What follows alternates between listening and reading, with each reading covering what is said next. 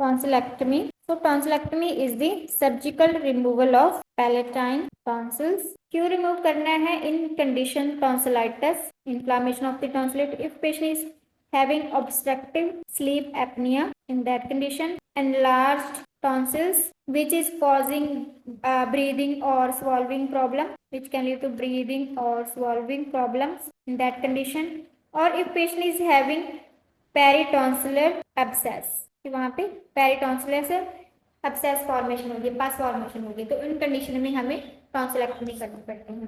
तो important point pre op what as a RN which we have to do, we have to always review lab reports. So it is firstly it is checked by surgeon, but it is also ensure कि RN भी उसको verify करे, RN that must always review that lab reports. So first is prothrombin time, ठीक है, PTT, partial prothromboplastin time, platelet count, hemoglobin, hematocrit and urinalysis if patient is having any kidney or infection.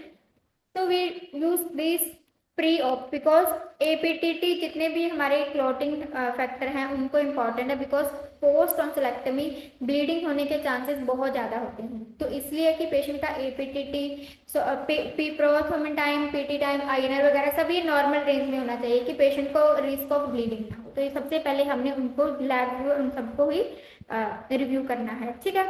Then if always check for loose tape, why especially in the children, because during tonsillectomy usually ये जो tonsillectomy होती है वो general anaesthesia के under होती है, तो patient is going undergoing general anaesthesia. तो उससे क्या होएगा, जो लूज टीथ है वो they can fall out, injury हो सकती है, या वो फ्लूइड है they can may be aspirate to the lungs, aspiration होने के चांसेस हो सकते हैं, एयर वे ऑब्स्ट्रक्ट कर सकते हैं लूज टीथ। तो always look out for loose teeth in the children. And then we will teach about, we will consent for witness consent. तो कंसेंट है वो आरएन ने क्या करना है, विटनेस करना है। Explain procedure so that to reduce anxiety, हम प्रोसीजर अगर पेशेंट ऑफ प्रोसीजर के बारे में बता सकते हैं। NPO status is we maintain, तो नॉर्मल प्री ऑप केयर है वो हमने साथ करनी है, but this is very important क्योंकि ब्लीडिंग होने का रिस्क टॉन्सिलेक्टमी के बाद बहुत ज्यादा होता है। तो नाउ आफ्टर पोस्ट, तो पोस्ट ऑफ तब हमने क्या क्या केयर करना है। So first is highest priority is always look for bleeding. So highest priority, very important, assess for bleeding. Okay, this is the most important nursing intervention because post op hemorrhage is more serious complication in the tonsillectomy. This is life threatening emergency भी हो सकता है। अब bleeding कैसे हो सकती है? It may occur within first 24 hours, तो first 24 hours में भी हो सकती है। It may occur again 5 to 7 days after surgery and sometime 7 to 10 days when the scab falls off. Scab का मीन्स होता है जैसे हमारा वुंड है, ठीक है, हमें इंजरी हुई थी, इंजरी होने के बाद वहां पे वुंड बना, उसके ऊपर जो ब्लैक कलर का स्कार आता है ना, ठीक है, अब वो किसी रीजन से वो जो स्कार है प्रॉपरली अभी पूरा अभी अपने आप वो शेड ऑफ हो जाता है, बट कई बार ऐसे होता है कि वो बीच में ही नीचे हमारा स्कार है वो फेल ऑफ हो गया। अब किसी भी रीजन से 7 to 10 डेज हीलिंग हो रही है और वो स्कार है, वो स्कैब है, वो फॉल ऑफ हो गया है, अब उसकी वजह से भी अगेन ब्लीडिंग हो सकती है। तो this is very important period, you have to remember कि इसके बाद में भी हो सकती है। तो अगर एग्जाम में क्वेश्चन आए, so what is the priority after tonsillectomy, so always assess for bleeding. हमने पेरेंट्स है उनको भी हमेशा टीच करना होता है कि 7 to 10 डेज तक आपको बच्चे को केयरफुली ऑब्जर्व करना है।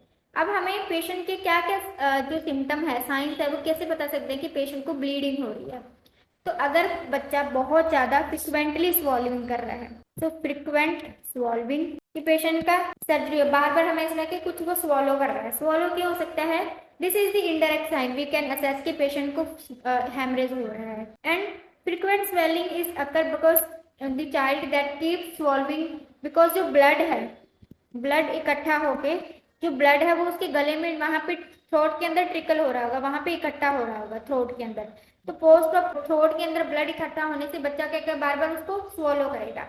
तो कॉन्टिन्यूसली अगर स्वॉलिंग हो रही है, फ्रिक्वेंटली कॉन्टिन्यूसली स्वॉलिंग हो रही है, वी कैन सस्पेक्ट कि उसको बच्चे को क्या हो रहा है, पोस्ट टॉन्सिलेक्टमी हेमरेज हो रहा है। So this sign is very important. कोई भी सर्जरी आई नेक की, तो अगर फ्रिक्वेंट स्वॉलिंग हो रही है तो आपको हमेशा याद रखना है कि वो क्या है, इमरजेंसी है, वो सबसे पहले उसी ऑप्शन को चूज करना है क्योंकि इससे हेमरेज हो सकता है।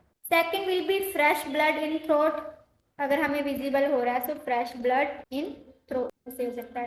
If patient is having vomiting, वो भी bright red blood, bright red case, patient में भी वॉमिटिंग ब्राइट रेड ब्लड, तो उससे भी हम असेस कर सकते हैं। ठीक है, बाकी सबसे आप इजीली हमें पता चल जाएगा, but this is important. Frequent solving के आप कभी इतना ध्यान नहीं दोगे कि क्यों उससे ब्लीडिंग का क्या है लेना देना है, तो फ्रिक्वेंट सॉल्विंग बहुत ही इंपॉर्टेंट पॉइंट है।